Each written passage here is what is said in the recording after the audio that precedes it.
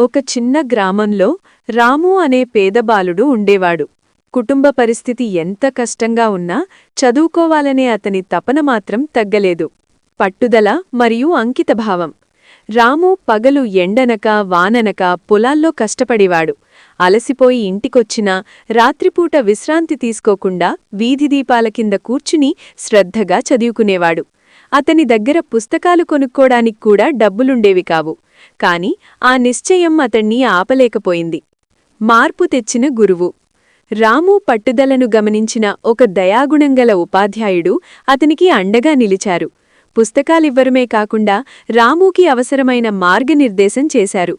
ఆ ప్రోత్సాహంతో రాము రెట్టింపు ఉత్సాహంతో చదివి ఉన్నత విద్యావంతుడై జిల్లా కలెక్టర్ స్థాయికి ఎదిగాడు.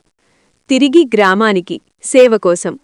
ఏళ్ల తర్వాత రాము అదే గ్రామానికి ఉన్నతాధికారిగా తిరిగొచ్చాడు. తాను పడ్డ కష్టాలు ఏ ఇతర బిడ్డా పడకూడదని తన గ్రామంలో అన్ని వసతులతో కూడిన ఒక పెద్ద పాఠశాలను నిర్మించాడు.